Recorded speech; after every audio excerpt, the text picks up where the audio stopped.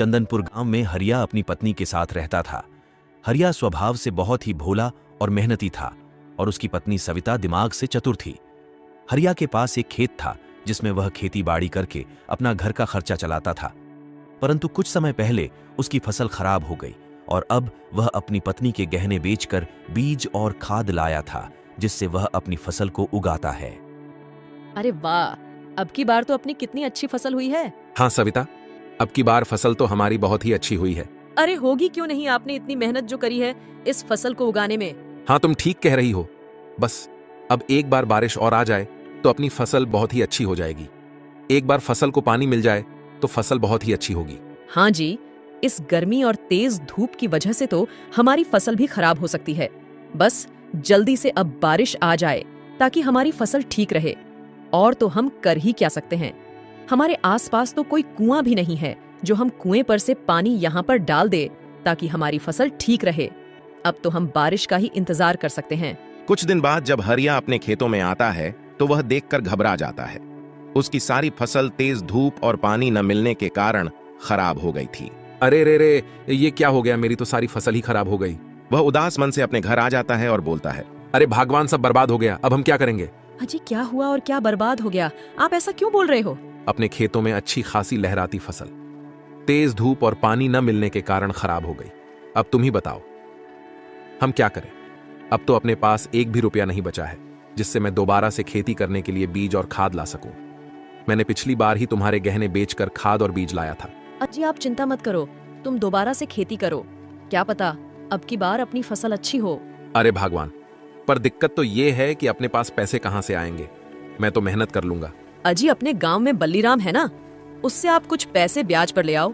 जब अपनी फसल होगी तो हम उसको उसके पैसे वापस दे देंगे। अरे ना बाबा ना, वह तो बहुत ही चालाक और कपटी व्यक्ति है। उससे जिन जिन लोगों ने भी पैसे ब्याज पर लिए हैं उनका कर्जा अभी तक उतरा ही नहीं है। वह जाने कैसी गणित लगाता है, उसका कर्जा किसी से उतर ही नहीं पाया है। मैं ऐसे आदमी के पास नहीं जा सकता। अजी और कोई रास्ता भी नहीं है हमारे पास, अब हमें यह तो उपाय करके देखना ही पड़ेगा। ठीक है भगवान, तुम कहती हो तो मैं उससे कुछ पैसे उधार ले आऊंगा।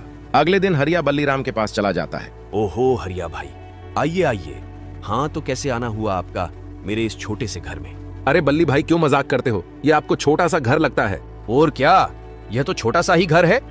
तुमने देखा नहीं क्या, शहरों में कितने बड़े बड़े घर बने होते हैं। चलो वह सब छोड़ो, तुम यहाँ क्यों आए हो वह बताओ। अरे बल्ली भाई, अब की बार अधिक गर्मी और बारिश न होने के कारण मेरी फसल खराब हो गई।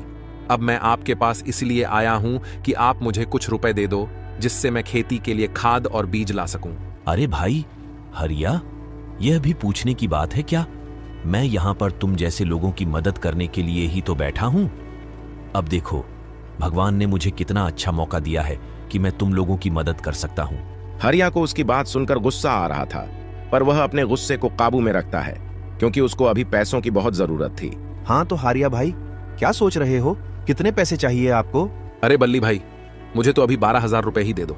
अच्छा अभी देता हूँ, और रुपए की जरूरत हो तो मुझसे बेझिझक मांग लेना, परंतु तुम्हें पता तो है ना कि मैं 25% ब्याज का लेता हूँ। हाँ बल्ली भाई, मुझे पता है, आप बस मुझे पैसे दे दो जिससे मैं हमारी फसल के लिए बीज ला सकूं। बल्लीराम हरिया को 12,000 रुपए दे देता है। हरिया बाजार जाकर बीज और खाद ले आता है और अपनी खेती फिर से करने लगता है। वह पूरी मेहनत से अपने खेतों में काम करता है और कुछ ही दिनों में उसकी फसल मस्त लहराने लग जाती है। अजी अब की बार की फसल तो पिछली वाली से भी अच्छी हुई है। बस कुछ समय तक और हमारी फसल ठीक रहे, उसके बाद हम अपना कर्ज उतार देंगे। हाँ हाँ भगवान, तुम ठीक कहती हो। भगवान ने चाहा तो हम जल्द ही उस बल्ली का कर्जा उतार देंगे जिससे वो हमारा ब्याज ज्यादा ना बढ़ाए। अगले दिन बहुत ही जोर से बारिश होने लगती है जिससे हरिया खेतों पर नहीं जा पाता है और 2 से 3 दिन तक लगातार बारिश होती है।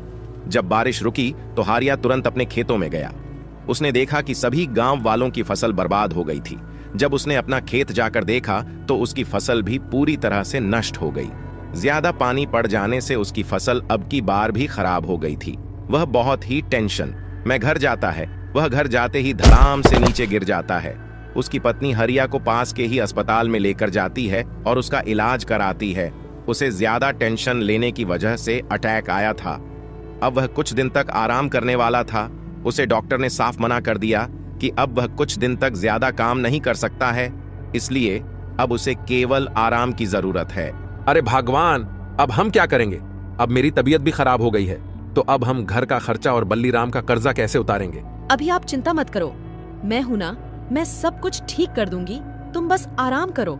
वह सेठ बल्लीराम के पास जाती है और उसको अपनी समस्या बताती है। अरे ये सब मुझे नहीं पता है, और अब मेरे पास पैसे भी नहीं है तुम्हें देने के लिए। अब बस तुम्हारे पास एक ही उपाय है। मेरे पास कुछ बोरी भर के गोभी है, तुम इनको ले जाओ और बाजार में अच्छे दामों पर, अगर तुमने इसे बेच दिया तो मैं तुम्हें उसका कुछ हिस्सा तुम्हें दे दूंगा। अब सविता के पास कुछ रास्ता नहीं था, तो उसने उसे हाँ कहा और सभी गोभी की बोरियों को घर ले आई। अरे भगवान, तुम क्या करने वाली हो? इतनी सारी गोभियां क्यों लाई हो? इनसे क्या तुम पकोड़े तलने वाली हो? अरे वाह, क्या ही मस्त आइडिया बताया है आपने। अरे मैंने तुमको क्या आइडिया बताया है? और ये खराब गोभी ही क्यों लाई तुम? तुमको कोई अच्छी गोभी नहीं मिली क्या? अरे यह मैं खरीद कर थोड़ी लाई हूँ, यह तो मुझे सेठ बल्लीराम ने दी है। उसने कहा कि तुम मेरी इन गोभियों को बाजार में बेच आओ, जो भी मुनाफा होगा मैं तुम्हें उसमें से कुछ हिस्सा दे दूंगा, इसलिए मैं इनको ले आई। और आपने तो मुझे बहुत ही अच्छा आइडिया बता दिया। तुम इनको बल्लीराम से लेकर आई हो। अब तुम्हें पता है ना कि वैसे ही हमारे ऊपर उसका कितना कर्जा है, और अब तुम ये खराब गोभी भी ले आई। अब वह हमारे ऊपर और भी कर्जा कर देगा, इनके पैसे भी वह उन पैसों में जोड़ देगा। और तुम्हें पता नहीं था क्या कि जब सभी गांव की फसल खराब हो गई है तो उसकी फसल कैसे बची होगी? तुम तभी मना कर देती उसको। ये बल्लीराम एक नंबर का मतलबी इंसान है। अरे अब मेरे पास कोई और रास्ता भी नहीं था, इसलिए मैं इनको ले आई। वैसे भी अब मुझे एक आइडिया मिल गया है जिससे हम अपना कर्जा चुका सकते हैं। क्या सच में? क्या आइडिया मिला है आपको? अरे बताती हूँ मैं। इन गोभियों में से खराब गोभी हटाकर सही सही गोभियों को लेकर उनके पकौड़े तलूंगी और उनको बाजार में बेचकर आऊंगी, जिससे हमें जो भी फायदा होगा उससे हम उसका कर्जा चुकाएंगे। अरे वाह भगवान, तुमको बहुत ही अच्छा विचार आया है। जब मैं ठीक हो जाऊंगा तो मैं भी तुम्हारे साथ काम करवाया करूंगा। अरे बस अब आप आराम करो। और हाँ, मुझे तो अब छोटी सी दुकान भी चाहिए होगी, मैं उसकी बात करके आती हूँ। सविता बाजार में एक किराए की दुकान को लेने के लिए उसके मालिक से बात करने जाती है। उसको कम कीमत पर ही दुकान मिल गई थी। अगले दिन वह पकौड़े तलकर अपनी दुकान में उन्हें रख लेती है। उनकी खुशबू देखकर कुछ लोग वहां आ जाते हैं और उनके पकौड़े खाने लगते हैं। कुछ दिनों में सविता के पकौड़े बहुत ही फेमस हो जाते हैं और वह बल्लीराम का कर्ज चुकाने जाती है।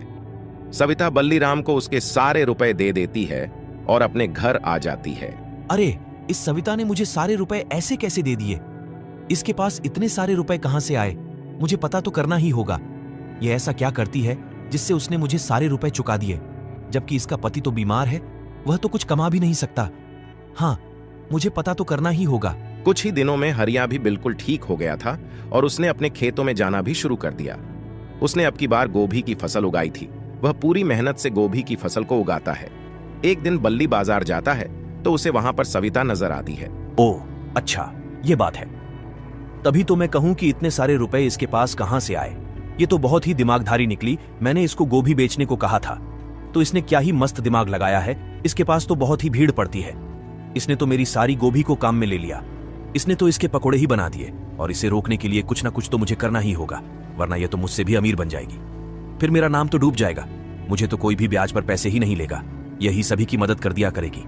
परंतु मैं तो इस खराब गोभी दी थी, तो शायद यह अब भी खराब गोभियों का इस्तेमाल करती होगी अपने पकोड़े के लिए। तो अब मुझे इसे रंगे हाथों ही पकड़ना होगा।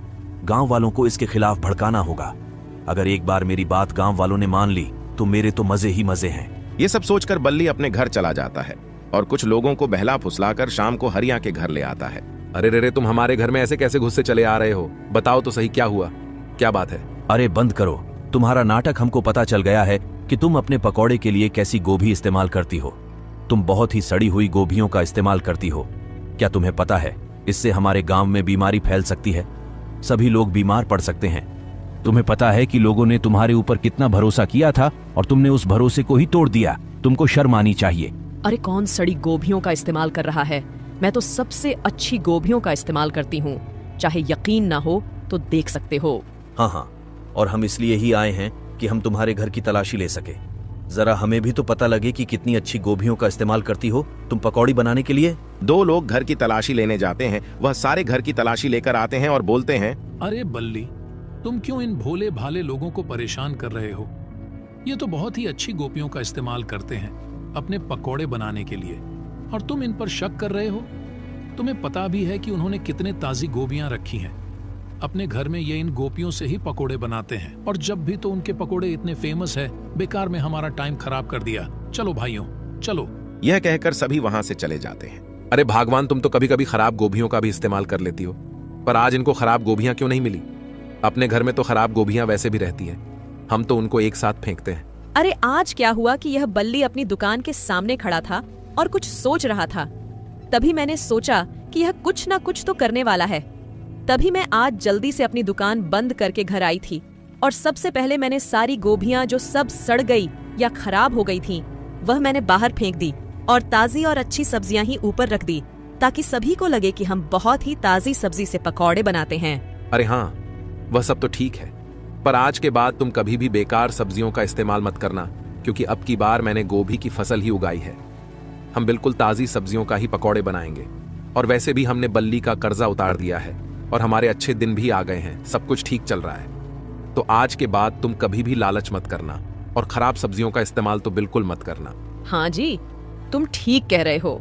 मैं आज के बाद कभी भी खराब सब्जी का इस्तेमाल पकौड़े बनाने में नहीं करूंगी, और जो खराब हो जाएगी उसे तुरंत फेंक दूंगी। अब की बार जो उसने गोभी की फसल बोई थी वह बहुत ही अच्छी हुई थी, और वह सभी गोभियों को लेकर बाजार में बेचने चला जाता है, और कुछ गोभी अपने पकौड़े के लिए घर पर रख लेता है। वह देखते ही देखते पूरे गांव के सबसे अमीर आदमी बन जाते हैं, और एक बढ़िया सा घर बना लेते हैं, और लोगों की पैसों की खूब मदद करते हैं, जिससे बल्ली के पास कोई भी नहीं जाता है। बल्ली का तो धंधा ही ठप हो जाता है। सभी गांव वाले बिना ब्याज के हरिया और उसकी